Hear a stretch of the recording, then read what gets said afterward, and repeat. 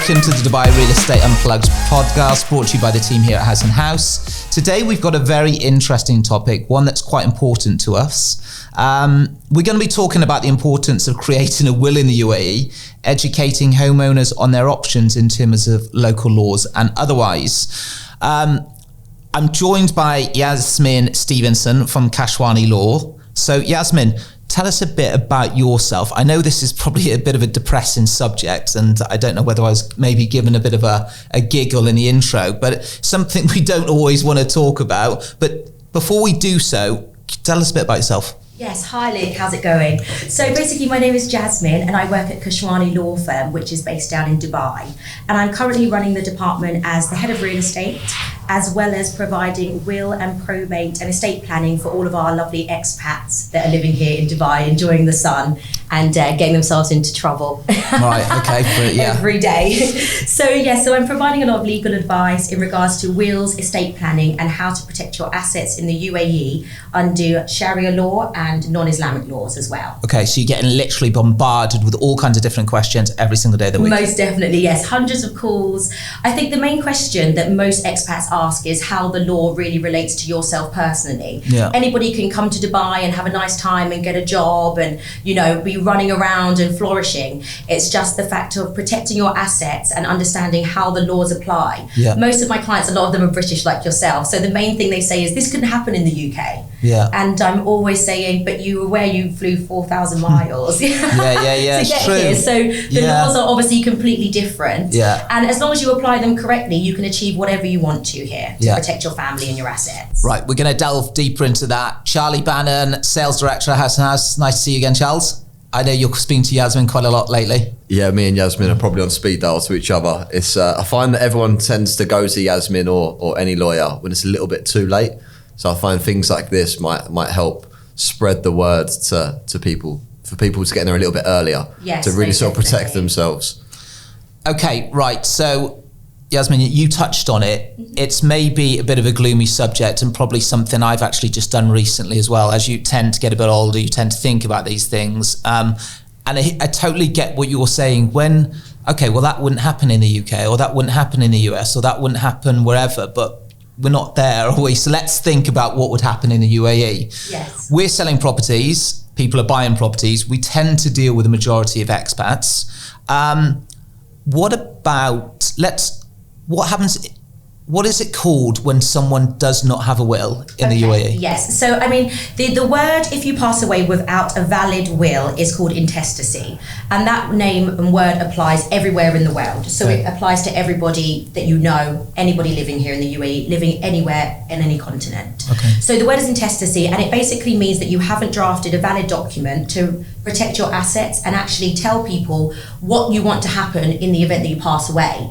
I think when I was studying at law, when I was studying my degree, probate and trust was the most boring subject for me. I didn't realise how interested it would actually become as I got older and how it applies so much in day-to-day life. Yeah. I always thought I'd be doing a super exciting subject every day, not realising how probate, protecting your assets and protecting your family in advance is the only way really to make sure that you know what will happen if something does happen to you.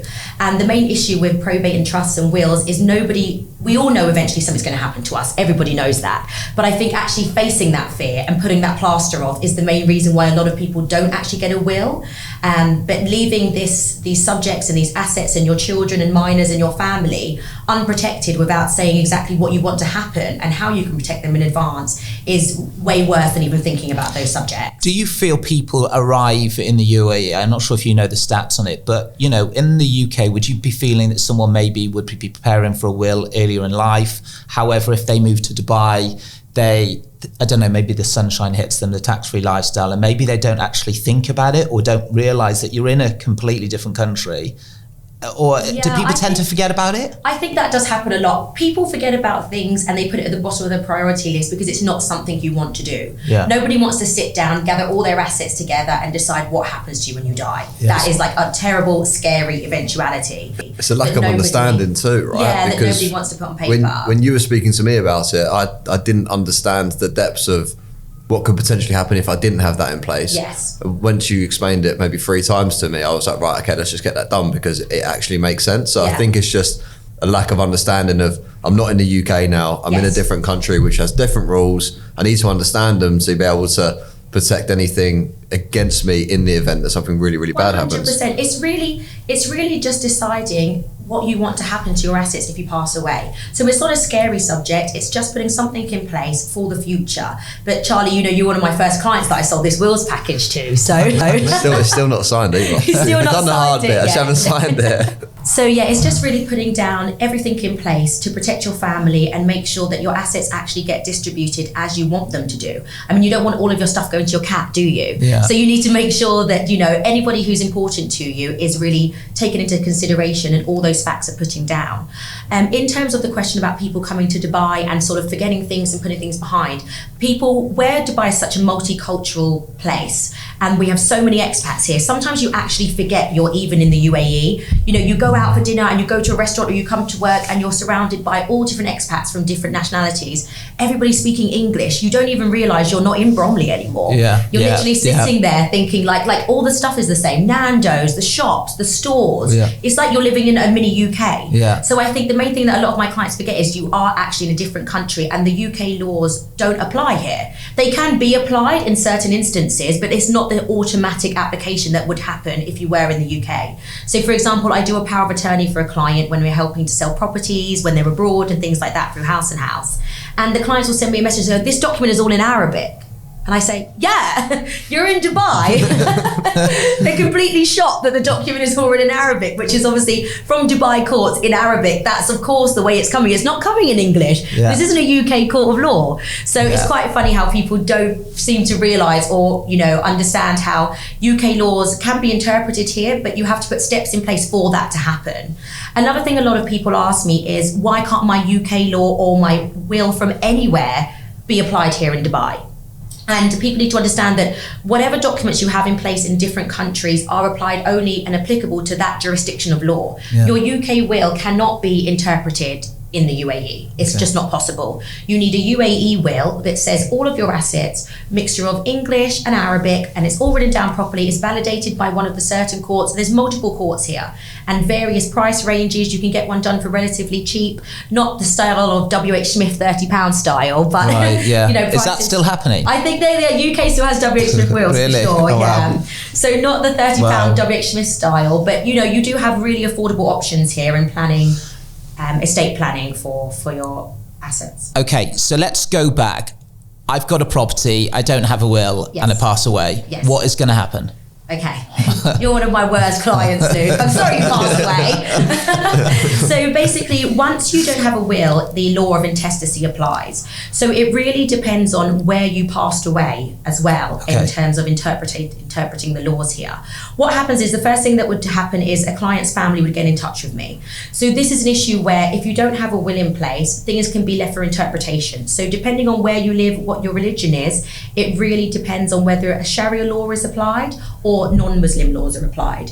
And you have to actually make that application in the courts in terms of an So the lawyer on behalf of the family would make that application? Exactly, yes. Okay, depending on probably what the family wanted to do. Yeah, exactly. So normally we would have a consultation and understand what assets you had here, if we know where the assets are, what sort of searches we can put into place. And also you have to prove that you are those actual family members, which a lot of people don't know about that. So everybody, if I ask you now, where is your birth certificate? Where is your marriage certificate? I know my husband has no clue where that marriage certificate is. Yeah. Like not an idea. If it was an emergency, he wouldn't be able to find any of those documents. So it's really from start to finish, the process can take a while because you have to now prove without any paperwork that you're even related to this person. Then you have to find out where they lived. I don't even know where half of my bank accounts are now. There's no way my mother or my husband has a clue. Yeah. So all of that takes quite a long time. And then you have to get so many documents attested from the UK, for example, to prove the death certificate, documents to prove that you are actually legally related. All those documents have to be stamped and attested, a bit similar to when you have a UK certificate from your qualifications.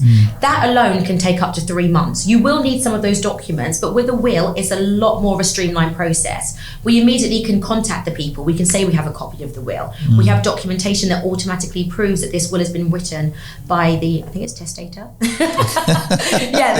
The will has already automatically been written. So So we just need to make sure that we have everything in place. If you have a will in place, the full process takes around 30 days. That is just to apply and get the certificate of succession, which proves you are the inheritors, you are the beneficiaries, you're going to receive this amount. Without those documents in place, you're looking at 24 months minimum.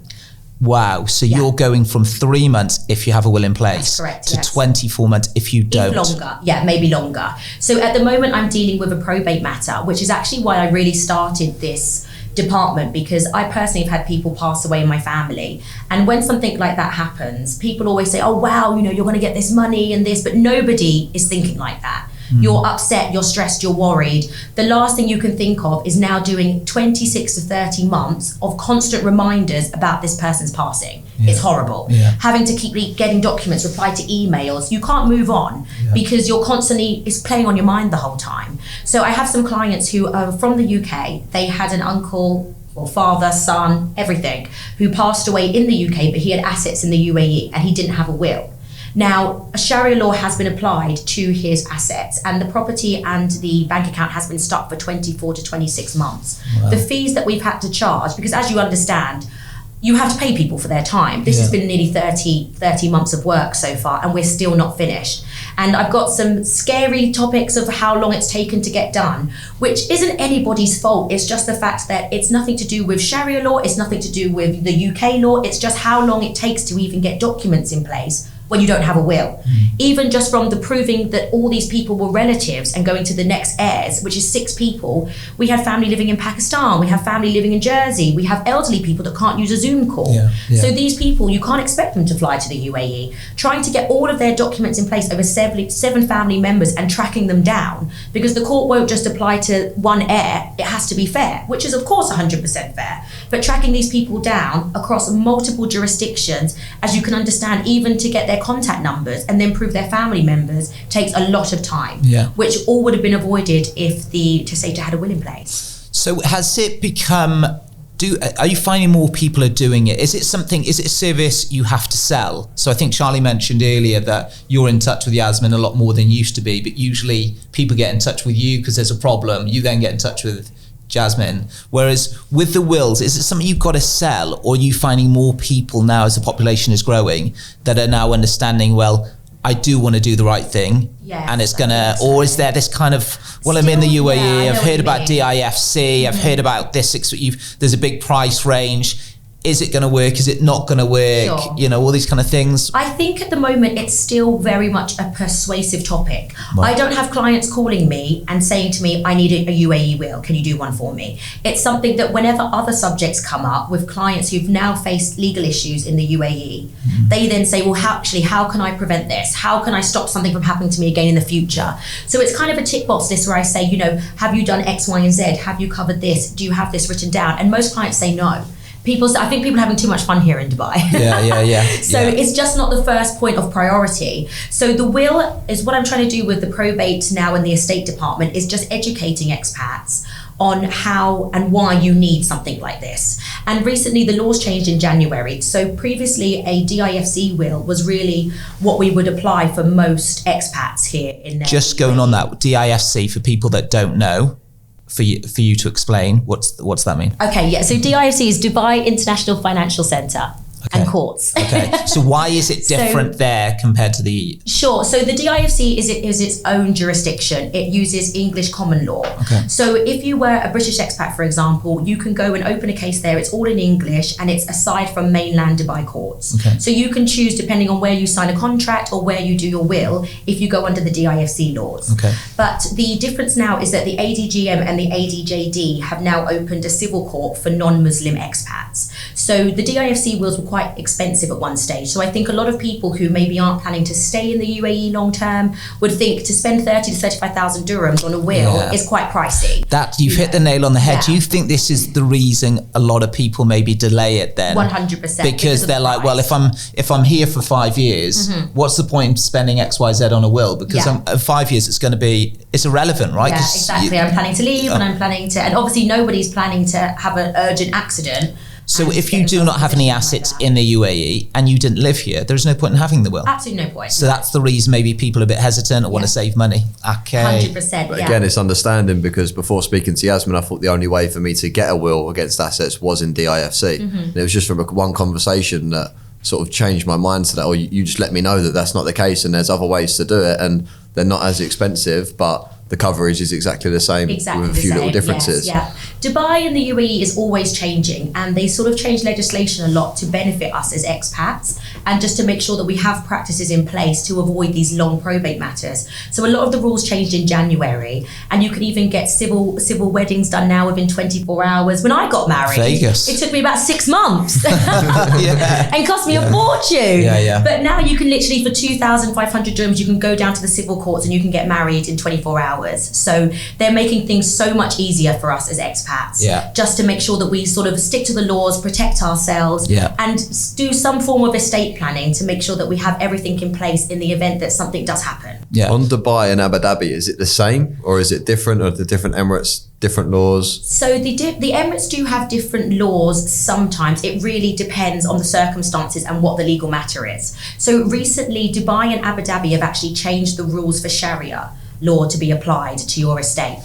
So Dubai and Abu Dhabi have a different way of breaking things down. Under Sharia law in Dubai, if you pass away and your assets go under Sharia law, then your wife gets a certain percentage. If you have children, they get a certain percentage. If you have sons and daughters, they get a different percentage. Uncles, brothers. Uncles, brothers. It really depends on who is alive and who is your first descendants once you pass away. So each family That must be quite a complicated system as well, though, right? It's automatically applied by the court. So but it's done so often and common, they just get it right. Yeah.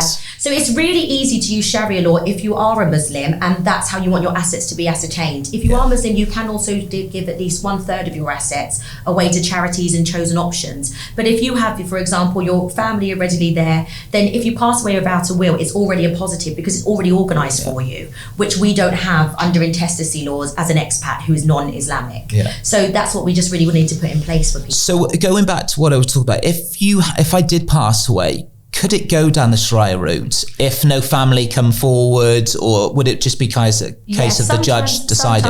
Sometimes it can. So basically, we need to prove, if we are going to do non-Islamic court and apply non-Sharia laws, that you are not a Muslim.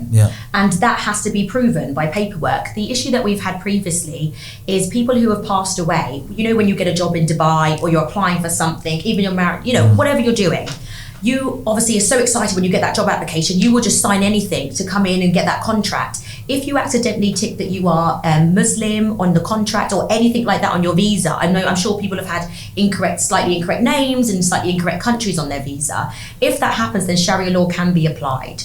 So that can then put you in a bit of a difficult position because you didn't want the Sharia law to apply. You haven't put something in place, and now your assets will be distributed along the lines of Sharia law, which is probably something that you wouldn't have wanted as a Christian expat to be done. Okay. We're talking about the costs. Give me an idea. What are we looking at for a will these days? Depends how much I like the clients. It just depends how much money they've got as well, right? How much cash they've got. Yasmin, I've got 50 houses. All right, well, you're going to pay a lot more. Exactly. Double for you and a coffee. No, we basically have a set fee at Kashwani Law Firm. So it's always a basic fee. It starts at 5,000 dirhams for a single will. And then you pay ADGM, DIFC or ADJD expenses and a few translation costs. So the minimum you'd be looking at spending is around 6,000 dirhams, and it really depends on what your assets are. We can't really just say over the top of our head it's going to cost you 5,000, it's going to cost you 10,000, because a DIFC will has more costs because you apply DIFC law and you actually pay the DIFC the fees, not us personally. So we charge the same set fee to draft a will, regardless of what jurisdiction you choose to put your will under or how we advise you to do so. It's just that the fees can fluctuate and change depending on where you apply them. If it's ADGM, ADJD, or if it's DIFC, there's different expenses for each court. So we just apply it in that way. A single will, does that mean one property? A single will is for one individual person. So you can have multiple assets, and the good thing about the wills is that, especially under The good thing about the wills is, especially under ADJD and ADGM, you can have multiple assets under one will. As long as they're in the UAE, even as you buy and sell your assets, that is a lifetime will. So unless you change your mind of who you want to actually benefit from your estate, which I have seen clients have a partner leave the room and cross their name out before. Really? You don't 100%, yeah. No names mentioned. You know who you are.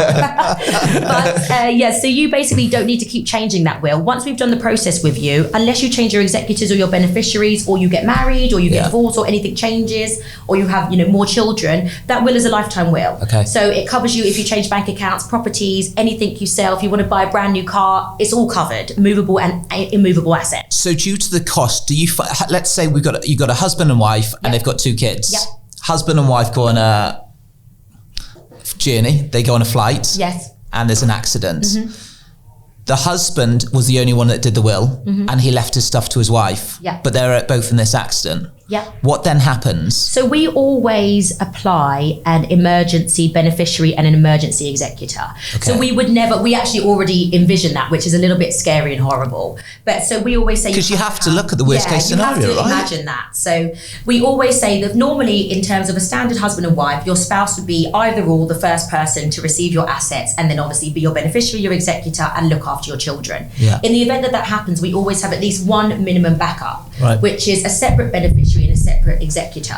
But one thing you have to be aware of is, if you, in the UAE, an adult starts at 21. In the UAE, a minor is anything under 21. So even though in the UK, for example, you're an adult from 18, in the UAE that doesn't apply. So if you have minor children, you have to make sure you have a will in place to ensure that they are actually protected. Because, for example, let's say the standard people, they've got 2 small children, let's say 5 and 6. You and your wife pass away, unfortunately, in an accident. You need to have put measures in place to protect those children. Who are the guardians? Who is a temporary guardian? Because it's the here and now. Yeah. So we make sure that these people have a temporary guardian appointed who should be based in the UAE to immediately look after those children if something happens to them. Then we would have permanent guardians, at least 2. So those permanent guardians can live anywhere in the world, but they would be the people that you would want to look after your children in the event that something happens to you. So temporary guardian, permanent guardian, and then we also put a trust into place with the will, as what happens with your money if you pass away, you and your partner, or you individually, and you have 2 young children. You can't put 2 children, 6 and 7, leave them in Dubai in a villa and let them run away with your bank account and assets. It's just not realistic. Yeah. So you really need to think about that if you have younger children as well. So I'm assuming you would go quite into detail. You go into terms of the assets, the properties, the cars, and then you go into a bank account, children, these kind of things. Yeah, we do a full wills questionnaire. So the consultation will take around 20 minutes. It can be done over the phone, or it can be done by email. Yeah. But what we do is we do an entire wills questionnaire which asks you all these questions so that we can then interpret the law and tell you exactly what you need to protect your assets and protect your children for the future. Yeah, it's crazy. Charlie, you're selling a lot of properties, you're speaking to a lot of the brokers. Is it a topic that's mentioned much at the moment? We're finding the population is growing massively. We've got some big numbers for 2040. I think, certainly from my perception, is everyone's now considering to buy home, whereas you go back 10 years, you're in, you're out, you make your tax-free money, whereas people are probably now saying, I was actually with a client yesterday from Portugal. She said, I have no intentions of going back to Portugal, Luke. Now, whether that doesn't necessarily mean she's going to stay in the UAE, but I think generally a lot of people, certainly with what's going on in the world at the moment, are probably seen to buy more long-term.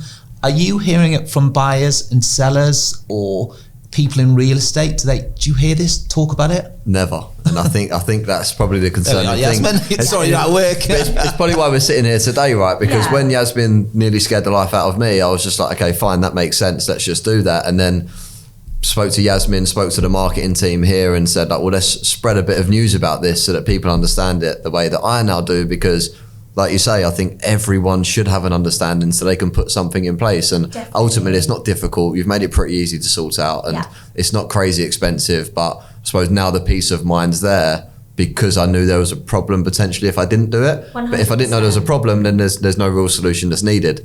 But yeah, I think it's definitely something that we've probably got a responsibility to kind of spread a little bit and help people like Yasmin create business, but also to protect the people that are expats in Dubai that don't really understand the consequences of not doing something naively. Yeah, 100%. Do you get any unusual requests, Yasmin? How detailed can we go on this? Can I have like a certain funeral, and can I have certain, I don't know, Oasis playing and all that? Do you get any of these? So we can only apply what can be applicable under law. So I've had clients ask for a party clause, which is where any assets once sold would pay for multiple family parties, and if family members didn't come, they weren't allowed to come the next year. To which I had to say that is not legally enforceable. To which the client then said, but it's my will, it's my wishes. I can do what I want. Damn. I was like, there is no way. I mean, I could make a party trust. I don't know, but I was like, realistically, there's no way I can enforce your family members, all 50 of them, to come to parties every year and have a good time, and tell them to get lost if they don't come, next year. It's a pretty crazy idea. Yeah. Okay. No, I get that. Do you feel that clients believe they have a UK in their home country, that they're automatically protected? I know you have touched on it, but do you generally feel that? I think so, yes. Yasmin, I don't need one, I've already done one. Yeah, a lot of people do say that. So they say, look, I've got a will in the UK, surely that applies here. And it's the same thing that I say every time. The UK law is a completely different country. So you can obviously enforce certain UK aspects in terms of non-Muslim courts and things like that here. But in what way is your British UK will going to protect your UAE assets? It's not even believable when people say things like this. Yeah. But I think there is just a little bit of not understanding about how it works and how you can actually apply a document in different jurisdictions. Yeah. So we always say, for good practice, a DIFC will can cover you in multiple jurisdictions. That's one amazing benefit of the DIFC. So if you are a person who has multiple assets in multiple different countries, then we would advise you to go for a DIFC will, because it can cover you there. If you're a person, for example, that has assets in the UK and assets in Dubai, we would say to you, get a will done in the UK. We can assist you with that because we have London offices,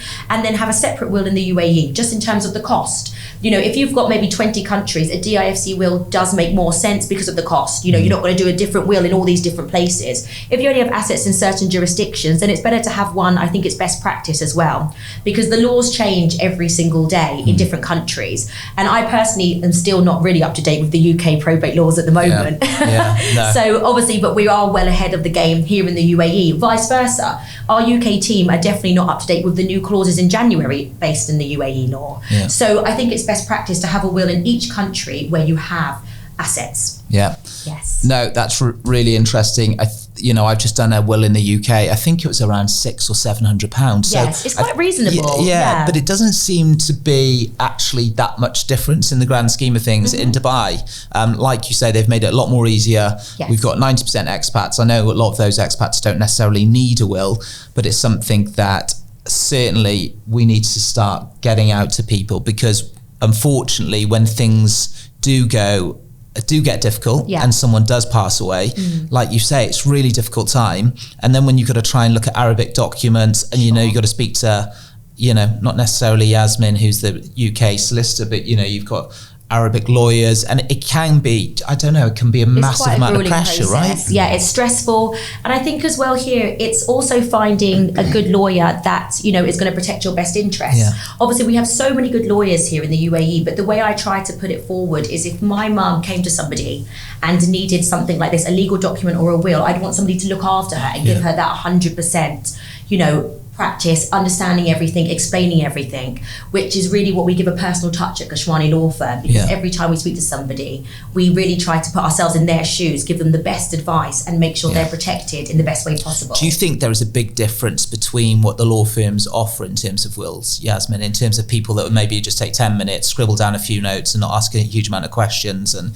there you are, you get your will? I can't really comment on it. I think at the moment, everybody has best practice here, and everybody really is putting in a lot of work to assist clients, but I can only talk on myself as a person, acting as a lawyer as well as a friend and a person who's assisting clients all the time. So we try to make sure that in our law firm, in our department, we give more of a personal touch, which is where we have multiple different languages. So we have lawyers that speak English, Russian, Chinese, because an issue that we have here as well, where there's a lot of expats is sometimes a language barrier. Yeah. So for me, it's really easy to obviously take down the details of somebody British, but I can't understand somebody Russian or Chinese as well, just because there's different languages and things like that. So we try to make sure that we have multiple languages in our office and that we can really understand each other, so we get the best practice for the client and understand exactly what their wishes are. So that's something that we try to implement. Also, one thing I offer personally is my email address, my WhatsApp, direct contacts. We even have Mr. Kashwani, who's the managing director. We pass on his actual mobile number to clients so they can call him in an emergency. And we always pick up the phone. So even though you guys like to call me all night long and all day, we don't do a 9 to 5 or we clock off and we just leave. We are working around the clock. We're always available. We're on WhatsApp, and that's on our personal mobiles and our business mobiles. So if something does happen to anybody here in the UAE, we are available and we can assist. And we certainly can vouch for that, and I think that's the reason we do a lot of work with Kashwani Law, because, you know, like you say, you're available whenever we need you. Yes. And okay, I think that's great, Yasmin. I know there's lots of other law-related topics we could discuss, but I think we'll wrap that up on the wills, unless there's anything anyone would like to add. I think we're all good. Yeah, You're I all don't good? think so. Yeah. I don't know if I have any other funny stories. I think that's all You definitely fine. do. I'm just not sure. Definitely. Funny stories about wills and death. No, there isn't really that's any. not the funny bit. I think it's the prevention beforehand. It's just just funny things that clients ask for. Like the party clause was quite entertaining. And I was thinking, can I come to these parties? Like, is my mom going to leave me one of these? Because that sounds pretty good, you know, to maintain that every year. It's a good thought. Yeah, definitely. That's a wrap on today's episode. We hope you found it valuable. Please get in touch with us if there are any questions about all things real estate in Dubai, and our diverse team of experts will be more than happy to help you. All links in our investment guide and our social media channels are in the show notes. Thanks, until next time.